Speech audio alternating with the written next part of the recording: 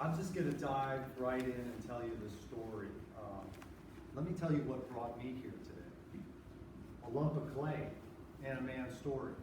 And what I'm going to do is just tell you that story, and I've been doing this wonderful talk series, and the individual that works with the Palm Beach County Library System, he's here today, Chris Jankow. I want to say thanks for putting this together. Yay, Chris. And you know, this is about my 8th talk I've done this year, and I was doing the talk actually a year ago when the Donald was running, and it was you know, the incumbent, and it was really exciting doing the talk, and then he became president, and I just think this is kind of funny, and I wanted to share it with you. That president of the United States, he stole my tagline I've been telling audiences for the last 10 years. It's like, let's make the American auto industry great again.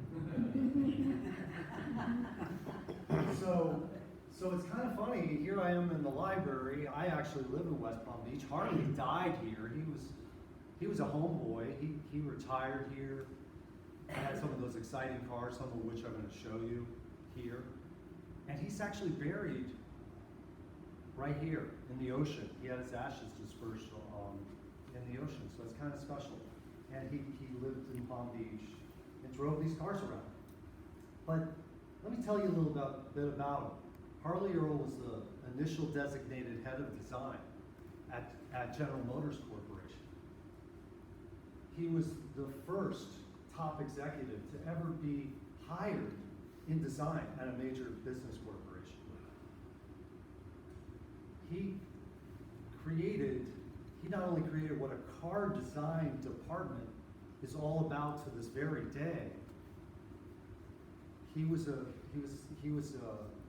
force to be reckoned with in the automotive industry from the mid-20s when he started, more or less in Detroit, up until his retirement in the late 50s and going into the 60s. And if you dig a little deeper, you'll find out that this man's importance in business history cannot be overstated, with many parallels to the way Steve Jobs blend aesthetics, marketing, and technology, and how they blazed a trail of innovation at Apple.